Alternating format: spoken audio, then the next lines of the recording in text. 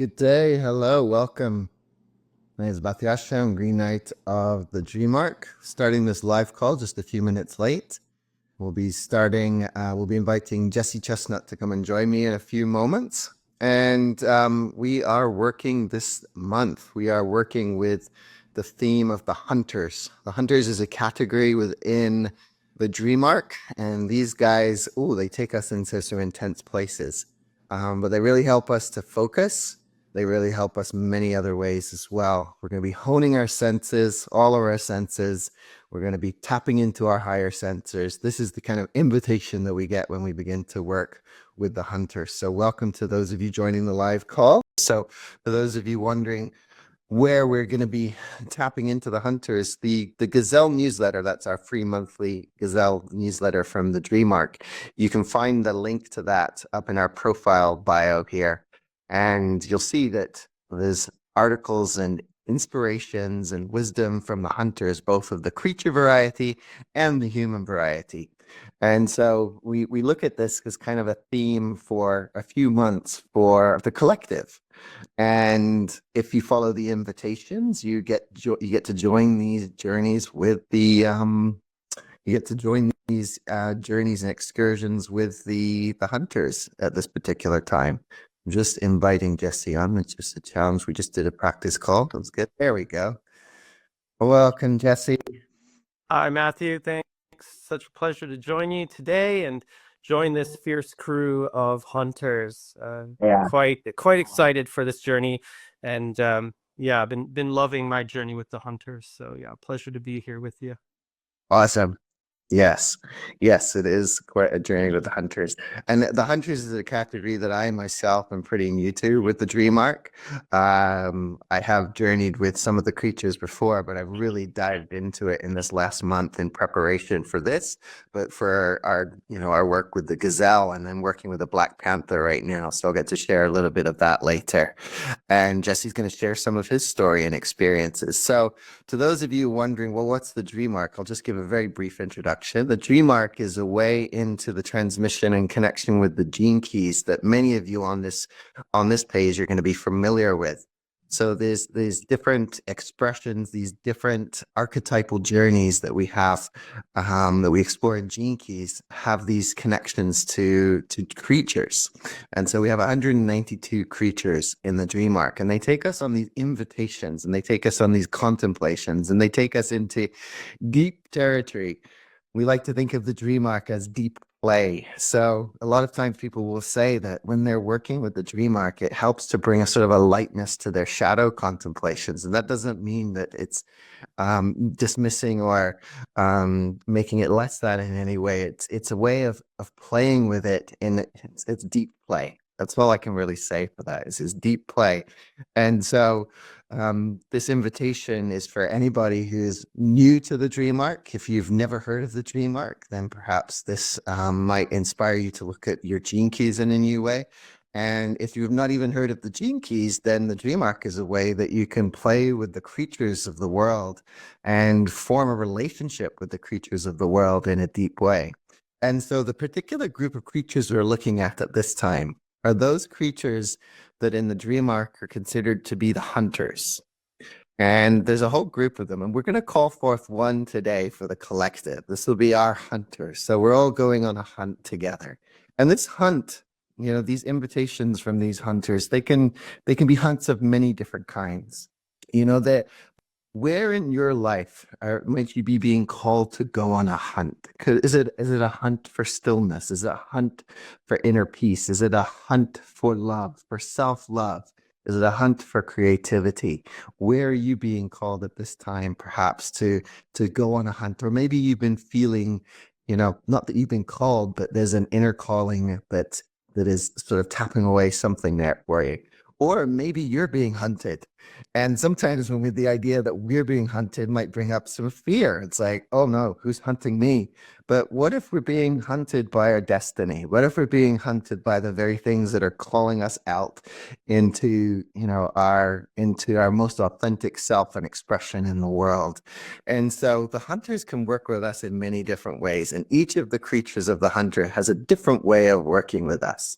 And so you're going to hear some story from Jesse Chesnutt here, who has been working with at least one of the hunters. And then he's been, I think he's also bringing a little bit about his friend praying mantis into his into the sharing today.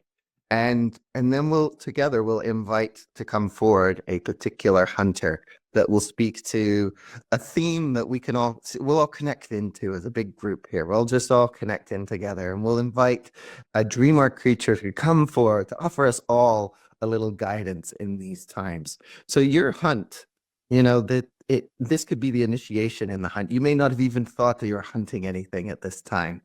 And so somebody was asking me the other week, actually, we were in a call and we called forth a hunter creature as it happened. And this person was asking, what's a creature or what category in the dream arc can really help me to develop focus? Well, as it turns out, the hunters are a really good one for that. So if there's somewhere in your life at this time where you're being called into a really deep focus, it could be in project and work in the world, it could be a deep inner focus that you're being called into, then that's really, and this could be the invitation here. Hunters, if we look at the lives of the many hunter creatures, I'm working with the Black Panther at the moment. You'll see in the hunters category, we meet creatures like the cheetah and the tiger. There's these big cats. There's these birds like the kingfisher that plunges to the depths and hunts its fish. And then there's even little bugs, the fear keys of the dream arc. So the fear keys, for those of you who work with the gene keys, the fear keys are what we would relate to the shadow. And a creature like the mosquito, for instance, a mosquito is one of the hunters, and it's here to help us break it. Believe it or not, it's here to liberate us. This is the kind of guidance and the message from the mosquito. And when we meet these big cats, these are the creatures that are the life keys. So if you're looking from the perspective of gene keys, these would be the gifts. And then the cities are always these birds. They're related to these birds. And so we have each of those creatures are present in some way in the hunters category. There's about 15 different hunters that we have within the in the hunters category of the dream arc. And so what will there be invitation for you today? What will their invitation for you be today? We'll find out. And you also might be inspired to dive deeper into this in your own time. And we do really encourage that, because we could share a lot of our inspirations and working with it today, but this is work that really has to be embodied and experienced. And so there's going to be an invitation at the end that we'll share with you, and I'll share the link to that invitation. And it can be something that you can step out into the world with and use this as a way to integrate the wisdom of the hunters into your own life. And so this is an exciting one to work with. We can be going into some intense places when we work with the hunters. And like the big cats, there might be times when we're really called to put our full ferocity into something. And then there might be other times when we're called to rest. I've really noticed for myself, this is a time of year where the natural rhythm is to come to a rest and to really listen to that. And I'm working with the Black Panther, and the Black Panther invites us to put aside a whole week where we put out the worries, we displace the worries of the world and any kind of doing in the world, and we really turn inwards and we really reflect on things that are important to us, but we make space for creativity to pour through. We make space and it can be through the use of mantras, or it can be through the use of prayer, but it's a deepening into spiritual practice that makes space, that creates the fertile ground for this expression to come through us. And so I've been listening to that, because there's this part of me that wants to jump out, and it doesn't matter what time of year, take some action in the world, right? And do something. And I've been a doing person so much of my life, but over these years of working with the dream arc and with the gene keys, it's been really listening to those natural rhythms, my own natural rhythms and the rhythms of the seasons. And so there's the time for the leap of the hunter into the fray as it's going after its prey. And there's that time for the pause and reflection. And also when we're inviting in these creatures, if you're someone in the dream arc and you can see all these different animals and creatures, then you can go and look and see, which are the hunter creatures here, and which one am I drawn to? And very often people are drawn. I didn't work with I didn't jump in with the Black Panther and say, I'm going to go and work with this dude right now, because these ones, they bring in the intensity for sure, but it's about honoring that we're going into a really deep relationship with this creature in some way. And that as I work with Panther, I can find myself really embodying it. Last year I was working with a team and we were developing the Jaguar's journey, and we were finding the voice of the Jaguar that was coming forward to share. And what I would do is I would invite the Jaguar into my awareness, and I would become the Jaguar. And with that comes the qualities and the lived experience of the Jaguar in different ways. And so much so that people would come into this space. And there was one person that said, she's like, what's with all the Jaguar energy around here? So it's like, when we choose to embody this, we're allowing ourselves to, if we commit to it, to create a real bond with these creatures. And so I love when Richard talks about this, actually, because the Black Panther is an example of this, but so can the tiger, and so can as when we're embodying these and draw them in. Richard shares the story of he was working with a shaman at one point, and the shaman was asking the group of people, what's the creature that you're most drawn to at this time? What's the creature that's coming to work with you? And a lot of people were, Black Panther or tiger. And it was these big, ferocious cats. And then the shaman said, okay, and how many of you are vegetarians? And so a few people put their hands up and said, the shaman said, you're going to think about how that's going to work for you, because the Black Panther, the tiger, they're carnivores. Now, that doesn't mean that you have to go out to be a carnivore, but when you are blending with these creatures, when you are connecting with these creatures, there is something really deep that you're creating in that bond with them, right? And so even though I've never met a Black Panther in person, I've seen I've watched videos of the Black Panther, and I watch its movement, and I watch the way it stalks, and it kind of slinks around on the outside, and it's a nighttime creature. And you get to learn about these qualities of the creature. You get to meet the creature. And so this is the invitation anywhere inside of the dream arc, and any of the creatures that show up for us. And so the Black Panther, my journey with the Black Panther has only been for the last 2 or 3 weeks now, but it has been deep already. It has already taken me into places within my own consciousness where I've had to meet, it's meeting the non-love with love, the non-love inside of myself with love, and as I'm somebody who's also some of you working with the gene keys right now, might be working with the Venus sequence, this pathway of love. And so for me, there's no separation between one course and another within the gene keys. And so I'm finding this journey with the Panther is part of my journey through the Venus, is part of my journey through life. And I really trust in its timing and showing up. And so it will be interesting to see what creature comes for today for the collective, and how much we are willing to surrender to that. How much, if we get the mosquito, right? Can we trust that the mosquito is going to take us somewhere that we haven't been before? And can we trust that we're going to really, we might even start attracting mosquitoes, who knows? And for me here in Canada, attracting a mosquito, that's a pain in the butt, but right when they dig in. But for somewhere else in the world, places in Africa, mosquito can represent a fear of death, right? So it's like that different way that the hunters work with us in the different parts of the world that we're in, and with our own particular consciousness. So the Panther for me could be very different to the experience of the Panther for Jesse. but to deep dive with these creatures is such an invitation. So this is what we're opening up to here today. Rosie couldn't join us. She's in travel right now. She's not with us this week, but she and I are going to be jumping on next week, December the 23rd. We're going to do a little Christmas special of the Dream Arc, but we wanted to have this space where we really open up to the hunters. And again, if you're just jumping on, you can see that our Gazelle newsletter for the Dream Arc, it's in our profile and our bio. You can click on the link there and you'll kind of get a taste for what this is. The last thing that I want to mention that I haven't mentioned so far, which is actually probably part of the really exciting part of working with the hunters, is that they help us to work with and hone our senses. So our sense of taste, our sense of smell, touch, hearing, and sight, all of those, we can begin to take them to sort of a higher dimension when we come to contemplate them. We can, we might deprive ourselves of sight if we're somebody who's sighted, right? Those who who have had limited sight or maybe can't see at all, they might have developed other ways of seeing.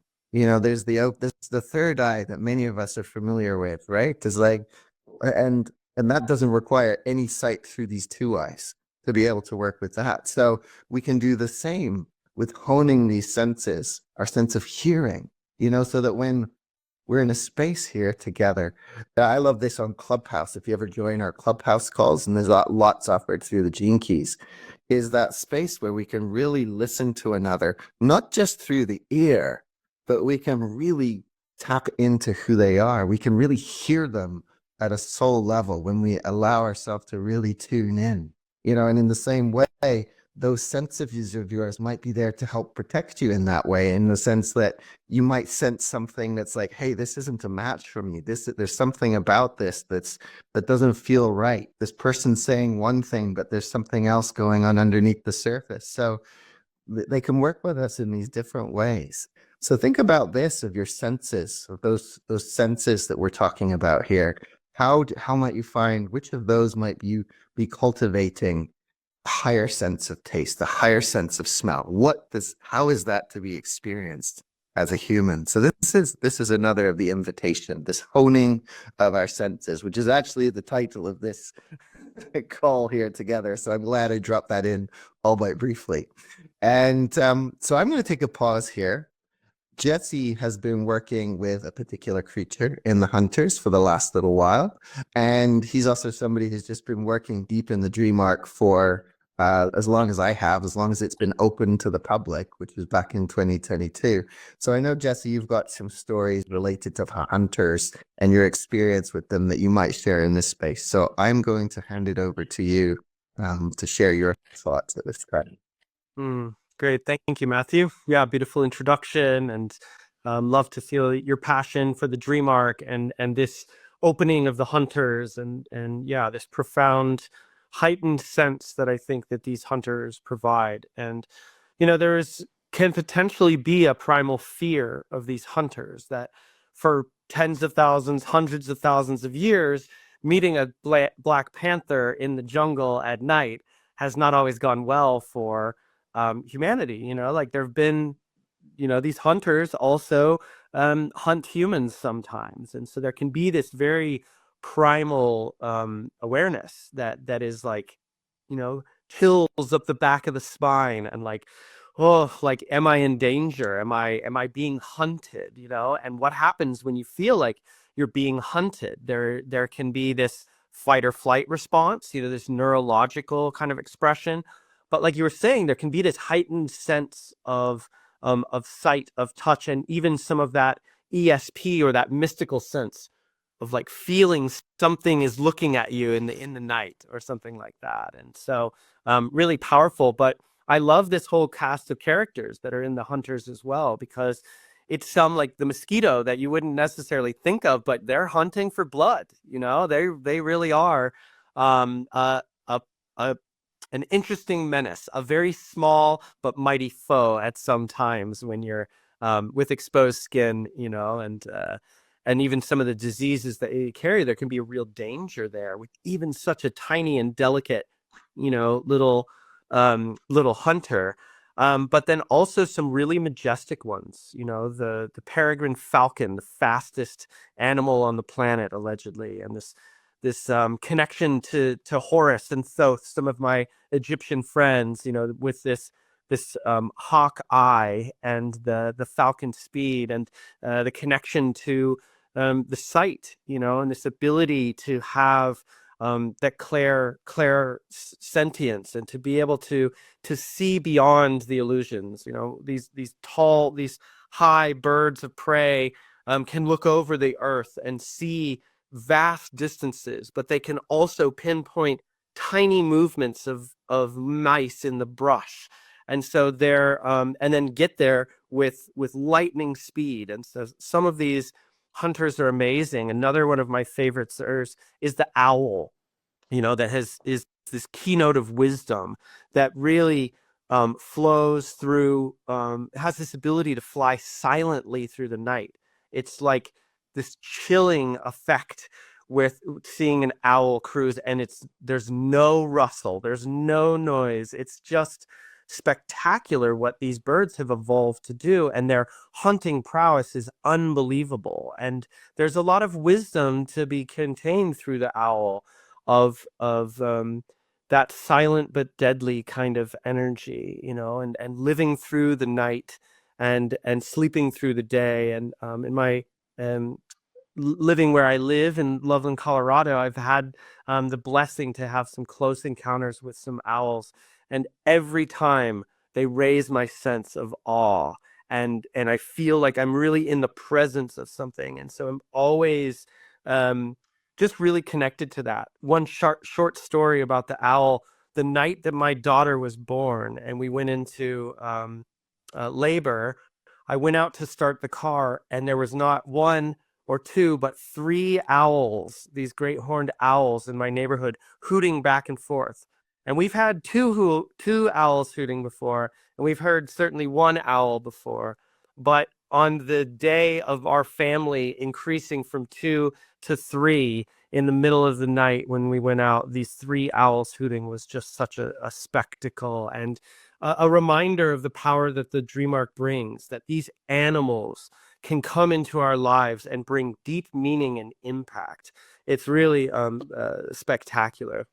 And so a bit into my personal journey with the hunters.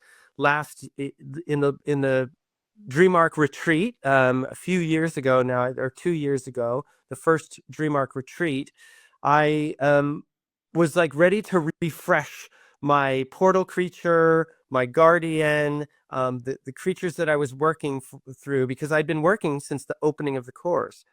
And when I opened myself to it, my same portal creature came to me. The mantis said, "We're not done here." And it was beautiful. A dead mantis showed up on my back porch the day of the full moon as we were entering into the portal creatures in the retreat. And I said, "Well, welcome." And I placed him on my altar. And so the mantis stayed with me. And same with my same guardian. The guardian of the whale said, "I'm not done with you yet." And so I was kind of just watching that, and I was a little bit excited for a new creature and a new journey to come into my life. And at this point, I had this really profound experience where a white tiger emerged from the mists in this forest and started lurking through me. And this was kind of a vision, a meditation that I was doing with this Taoist group, where we were doing some work around the spirit world and power and purpose and all of these things. And this white tiger just started emerging, and it was really like instantly I could feel that, you know, the hair on the back of my neck raising, and I could feel the immense power and majesty that these tigers contain. I think they're the largest cat in the world. They can be up to like 2,000 pounds, or like a ton or something like that. I mean, just these unbelievably massive animals, these claws and these paws that are just, you know, as big as you can imagine, with these huge claws, and this ability to, you know, to really cut through anything. Bodies that are sleek and supple. They're strong and powerful, and yet so coordinated. And again, have that power of silence, to lurk and to be sneaky, and then to pounce and to come out with lightning quick speed and precision. And so the tiger came to me, this white tiger. And so I've been traveling with and collecting some of these mementos to put on my wall and to keep on my altar, to, to just remind me that this animal has come with great wisdom and ferocity into my life. And so I started to read the tiger, and the tiger has two ways of working with it. It has this power of integrity that it embodies, no matter what it's bringing. It's bringing this intensity of integrity. And there's two ways of working with the tiger. One is short term, to identify and kind of pick out one precise piece that's out of integrity. And the other is the invitation to welcome tiger wholeheartedly into your experience and to journey with the tiger for a full year. And that's the path that I chose. And I was a little bit shocked to see myself committing to that. But there was some piece of me that needed to work on commitment, on seeing things through, and to choose one path, to choose one animal, to choose one key, the 18th key, and to really, with laser focus, allow those claws to shred everything else that was in my way. And there's a real fearlessness that comes with the tiger. And it's not meant to be done half-heartedly. You'll be torn to shreds in some ways by some of these fierce creatures. And what I find, I could probably speak for an hour on my journey, my year-long journey with the tiger, but I'll try to keep it to a minute. But basically, what I found was that the things that the tiger helped me shred to bits were the parts of me that had spoiled or decayed, the parts of me that that no longer served my whole being in my current life.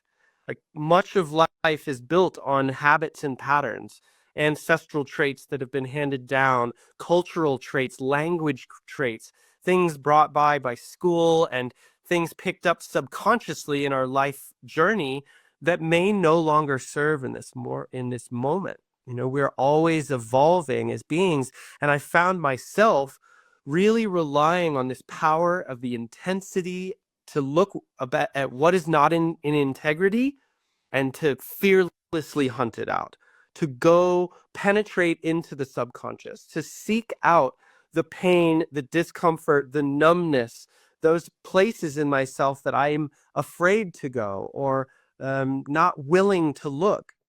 And with the tiger by my side, and especially this majestic white tiger that had this feminine energy to me, it felt like I was really being guided into some of those lower realms to face the monsters or the dragons or the pains or the wounds that I wasn't able to look at alone, and to recognize that nothing is worth truly running from, that the pain and the fear and all of that's been decayed by running for it, it just over time makes it worse for me. And so with the lion and or the tiger, and this kind of mudra I kept making when I was working with the tiger, these are the kung fu tiger claws that you use to scratch, and just these immense paws just gave me, anytime I was in fear or facing some difficult challenge that was arising from the subconscious, like I could just feel this fearlessness to look it out, to root out that what has been decayed, which comes from the I Ching of the 18th, like looking at what has been spoiled and really rooting it out and allowing for space and healing and light and love and softness and integration to come into those spaces. And so you don't have to work with the tiger for a whole year, but in me, it was really important part of my journey. And something that came from this was really looking at the ancestral lines, really looking at the behavioral patterns that had come from my family unconsciously, and the tiger allowing me to cut those things out that no longer served. And with that, I feel like some of the ancestral lines have stopped, and they have been cut clean, and the positives continue. I feel closer to my ancestors because I have stopped drinking and stopped smoking and stopped some of these addictions that were handed down, like by ending some of those things with this ferocity of integrity, it has actually left much more room and spaciousness to honor my ancestors and let their fullness come in, rather than their shadows or these addictions that have come in the past. And so that's about as short as I can weave on the tiger. But yeah, thanks for letting me weave that journey, and just a lot of gratitude to the tiger, to this energy of that has come forth, and to the dream arc. To the dream arc has really brought such magic and integration, that deep play that you're talking about, that sometimes facing a shadow from your brain or from the pit of your stomach or even from your heart can be almost too much to bear sometimes. And so having a bird fly by and remind you of this, or a tiger move into your meditation, or an owl cross your path, or a weasel or a cat, these are all some of these hunters that can cross our path in real life as well, and sometimes bring a new softness, a new playfulness that can allow for some of those harder shadows to be accessed and hunted. And once we stop fearing fear, we can start hunting fear. And this is one of the great alchemical tools, I think, of the dream arc and the gene keys, is when we stop running from fear, and fear grows when we run from it, we turn, soften, and approach. We become fear hunters. We become shadow hunters, recognizing that every shadow contains a gift. Every trauma contains treasure. And so when we approach these things, when we hunt these things out, not to exterminate them, but to digest them, they're the nourishment that will sustain our awakening, our open-heartedness, our open-mindedness, and essentially our evolution. So thanks for that riff. I'll pass back to you. Awesome riff. I love it. Lots of fire in your riffs, as always. Thank you. And yeah, like isn't the hunters the beautiful thing to bring this to? Is like, yeah, there's times when dive deep into that shadow, and then sometimes the hunter says, no, I'm gonna pull back and rest, because the cheetah isn't running 24/7 after its prey, right? There's this pausing in between. It needs a lot of time for recovery. And so it's that, it's like, what's the intensity that you can allow for yourself with this? How willing are you to go into those deep places of pain and of suffering, and how are you also? It's like we're also hunting for joy, and going through the pain. This is what opens us up. We can run from the pain. The hunter never runs from its prey. The hunter will run towards its prey, and that's what each of these in this hunter category does. And so, we're going to call forth right now a particular hunter from the dream arc category, one in support of all of us here. And then at the same time, if you're somebody who's in the dream arc, you might go into the dream arc course and look at it there. But also, if you're not in the dream arc at all, you can go to our Gazelle newsletter, and we have an oracle there. And in the oracle, this month's oracle, there's the 5 senses, and it's going to point you to a creature to support you with that sense, with the opening up of that sense, right? And so if you can trust in what shows up in the oracle, if you have no idea of which of your senses you want to work with, go into the oracle and see what that opens up for you, and trust the creature. Trust the creature. That's one of the things that I would say about the dream arc, is that when I can trust what shows up, then I can really allow myself to surrender to that experience. And it can open me up in ways that I don't even expect it. This is right brain. It can seem illogical, Captain, at times when we're going through this. It can seem like, wait a minute, I'm going down this, and then something completely different opens up for us in that process. So you can go to the Gazelle newsletter in our bio, and you can go down, you can see the oracle, and just click on it and see what you get. Which sense are you being encouraged to look at, and which creature is coming forward? And now we'll do one together. And here we'll tap into all of the potential hunters that there are, and we'll call one forth. And just realized that my connection there. There we go. So we're going to call on one of these hunter creatures. And so I just invite you to pause for a moment right now. This is a collective hunter. You can have your individual hunter. We got the collective hunter. And also, as we begin to invite it in, knowing and trusting, yeah, it's one creature that works with all of us here, but everyone in a different way and in a unique way. And so just begin your hunting now. What needs focus and attention in my life? Where am I being called to? Where is the hunter within guiding me at this time? And as I do this, which particular hunter is going to come forward for all of us here? And what's the collective hunt that our community is on at this time? Can we trust in this creature that it speaks to the collective hunt? And so I'm feeling everybody is kind of, yeah, there we go. I'm feeling it now that we're ready to jump in and call forth a hunter. The hunter is now the hunted for just a moment. And it's the swordfish. This is interesting because the swordfish, we were working with a group of guides the other day, working with the Dream Arc, and it was the swordfish that came forward then. So the swordfish really seems to want to, when it comes to collective energy right now, the swordfish really wants to speak up. And so the swordfish, or the marlin, for those of you in the world of gene keys, it's related to the 47th gene key. And the 47th gene key is the shadow of oppression, the gift of transmutation, and the city of transfiguration. And then the other creatures that are associated with the swordfish, because this is the fear key.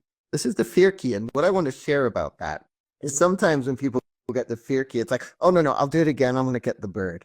I want to get the vision key. I want to get the animal. And it's like, again, part of this trusting process. But these fear keys, these creatures, I mean, the swordfish can leap high as well as it swims into the depths. It can leap high out of the water. So it can take us through. There's no, worst, better, best kind of thing around this work with these are just different energy frequencies that we're working with. And so the swordfish is here to cut through something. Let's find out what it is. So the fear that it's speaking to, the one that it's going to take us into, is the fear of losing hope. The fear of losing hope. So perhaps this speaks to you individually in this moment. Perhaps you're feeling a sense of hopelessness, or that nothing is going your way, or nothing is going our way as a collective species. It seems like we're going down the wrong path, perhaps, right? Maybe there's something in there. Here's the guidance directly from the swordfish. I am swordfish, emperor of the deeps am I. My cousin and I are the fastest fish in the sea. Yet our fate throughout time has been linked to the fate of all hunters. The hunter too must be hunted. Didn't I just say that for a second?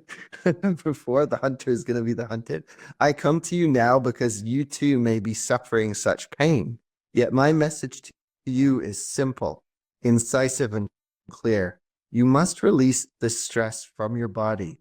You must find ways to breathe out the years of unconscious stress that you carry. This stress does not even originate in your own life. You carry it for the sake of the whole. You carry this ancestral burden. Jesse was speaking to the power of doing this work and how it serves the ancestors. This doesn't mean we're taking on the burden of our whole ancestry behind us, but when we meet our own wounds in this moment, it serves the ancestry. Now is the time to put it down. You will have to be decisive. You must find a clear means of doing this. It may require the help of someone skilled in physical body stress release. You might find somebody in this community here, or you may find another intuitive way of transmuting it. Some transmute their burdens through wholehearted service, some through deep breathing techniques, some through profound forgiveness and relaxation. Whatever your process is, hunt it out now. So yeah, there's openness. Perhaps there's a new process we haven't discovered yet, or perhaps you are feeling called to a particular process. Let nothing else distract you from this task. Be single-pointed like the marlin when it is locked onto its prey. Do not rest until this is done. It is time to stop running and distracting yourself from this task. It's time to be free of the past. Know that you are not alone. I, Swordfish, will guide you from within your intuition and your dreams. Never lose the faith. Your burden may be heavy, but it is only so because you have the strength to transform it. And then the reward of such an undertaking will become clear to you. The place of greatest heaviness is the direct route to your freedoms. So go towards it. Seek it out. You have access to great inner light. You are surrounded by higher beings who never let up encouraging you to continue in your task. Turn into this pain. Befriend the pain until you come to realize that it is a gift of grace to make you conscious, to awaken you, to open, expand your heart and vision for humanity. The pain is the light of diamond awareness come to call you from the deep. Trust in it, follow it, and you will be delivered. That is the message from the swordfish.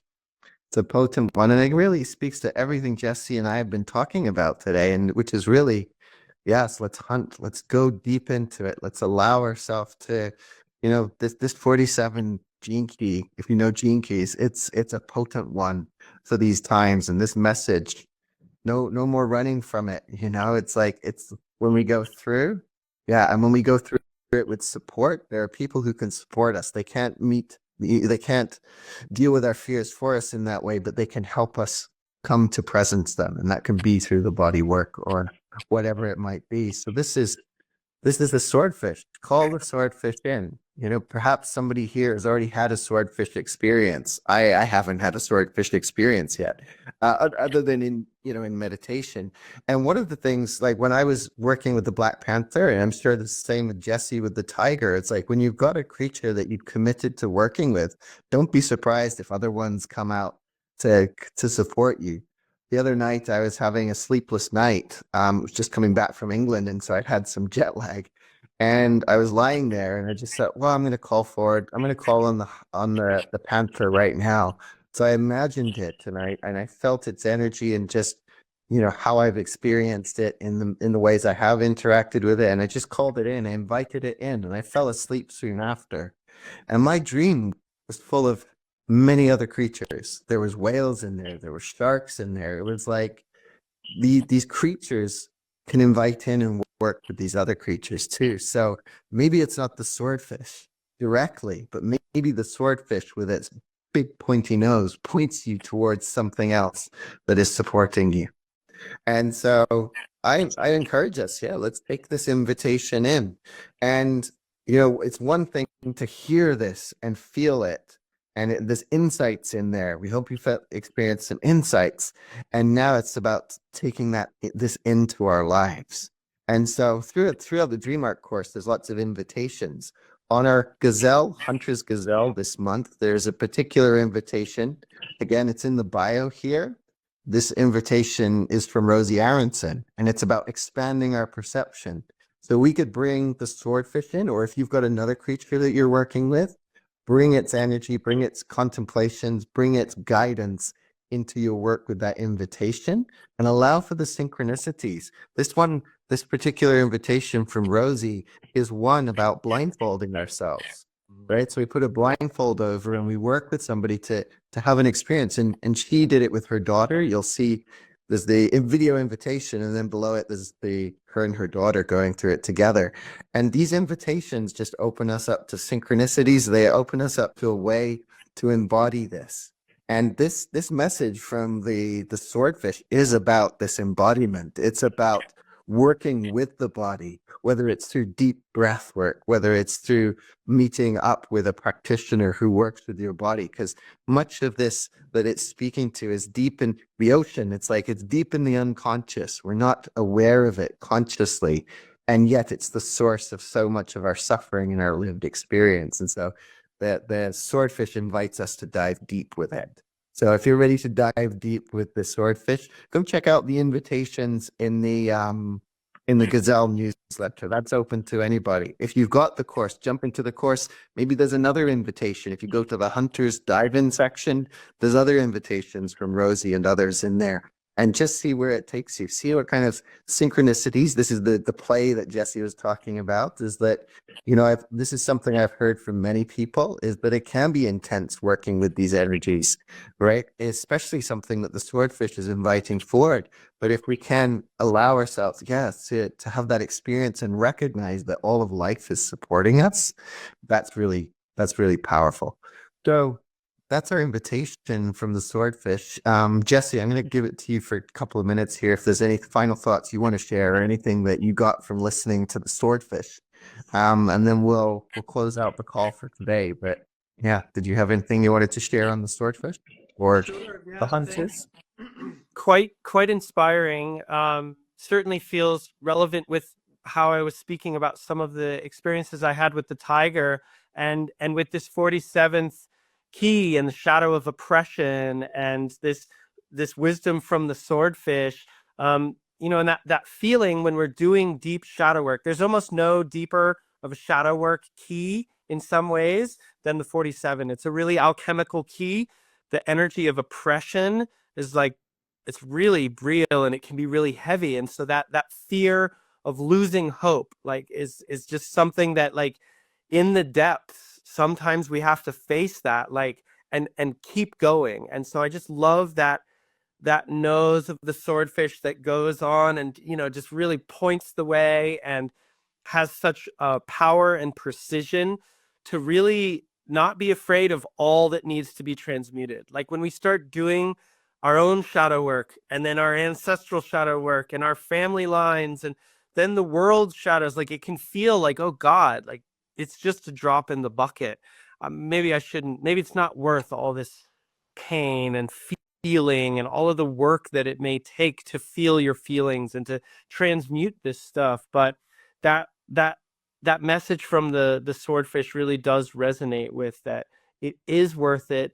It's not all going to go terribly, even if it feels like that in the moment. Like, we're reprogramming our neurology in some ways by softening to and facing fears. And so I just feel really encouraged in my own journey to allow that message to come in. And since it's a collective journey, I just look forward to, we're approaching this solstice and the darkest night in the northern hemisphere, and all of the coldness and all of the pressure of holiday and family and seasonal depression, and you can't go out and take a walk because it's all cold where I am. And sometimes it can be a little dreary. There can be that dullness after the holidays, or something like that. And so I'm just thinking of us all collectively looking at our family systems and our holidays and some of the dreary time of the year, and really bringing heart to bring love to the places that have been avoided or fearful, and to not lose heart. That, like, it's all worth it. It's all working, even if it sometimes seems like it gets worse before it gets better. That's kind of the tricky nature of shadow work and of integration, bringing the subconscious to light. Is all of a sudden the subconscious grows, and sometimes it's really uncomfortable. But with that precision and the strength, I think the swordfish is able to swim really fast and, like, jump out of the water with this great fins and sword of nose. And there's great power that's coming. And so, yeah, thanks for sharing. Thanks for bringing me into this call. It was really spectacular to get to explore this opening of the hunters category that we're kind of collectively exploring, and recognizing some of this real primal stuff here. Like, with the swordfish, I'm reminded that the shark is here too, and, like, what an alpha predator, what a hunter, can smell blood a mile away in the water or something, and just this hair tingling, like, presence that these bring. And also the beauty. My life's work is connected to the loon, which is also a hunter here. And so many ways that the hunter energy can come in to support us at this time. So thanks, Matthew. Pleasure to weave with you. Absolutely. Thank you for bringing in some of the other creatures in that way, because the loon that's one I'm very familiar with and work with quite closely here on Vancouver Island. And it's about the hunting for that deep forgiveness, right? That the forgiveness that we give to others and the forgiveness we give to ourselves. And so that can sometimes really call for a deep hunt. And I just wanted to share something very quickly in relation to what you were saying too, because this piece, it can sound like, yeah, it's like, oh my gosh, there's all of this ancestry we're working with. And what I've found, it's interesting because something even came up around it today, is like, we'll find that we work with these things in our own life, in our own way. And what you can ask the swordfish, and you can ask your body, is what is my deepest fear? And let the swordfish go with you there. Because I liked how you said that about how it moves fast, Jesse, because it's like, it's almost, it's related to this transmutation of the shadow in that way, and that like we hunt it, we go for it, and we move through it, and it can seem like, wow, was that really what was holding me? You know, and that fear could be the ancestral fear. So it's not like you have to go and look at your grandfather, your grandmother's life, and deal with what they dealt with. It's in there, in your, it's like, here's your lived experience, and this is something, if this is something you're a part of the healing of, then you bring this through your own transmutation, your power of transmutation, and call on the swordfish to work with you, to guide you. So that would be my last thing to say, is when you're working, just, what is my deepest fear? And when you go there, just imagine you've got a sword, you're swimming in the depths of your unconscious, and you're swimming with this beautiful friend, the swordfish, that's going to support you. So welcome to our little initiation into the hunters today. Not welcome. Thank you for joining us. Right, now we can get started. Welcome to our this was the initiation into the hunters together as a field. It's been really great connecting with people, reading some of the comments. I'm sorry, they go by pretty quickly, so I couldn't respond to them all. But just seeing that you're having your thoughts provoked, and that you're preparing. Some of you are even thinking of diving in deeper with the swordfish, which is great. So we'll see you out there in the community. Myself and Rosie will be back on here again next week, the 23rd. There will be other spaces where you get to experience and play with the dream arc. And the final thing I want to say, everything that you heard spoken of there from the guidance, this is Richard Rudd's work.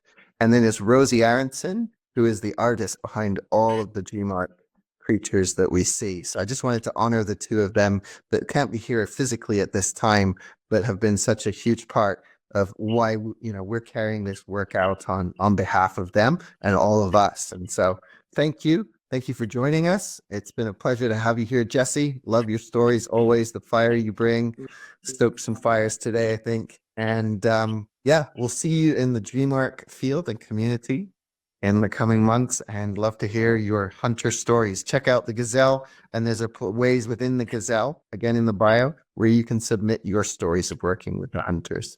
So thank you, everybody. Thank you, Jesse. Yeah. We went to London today. Nice. Another tiger. Yeah.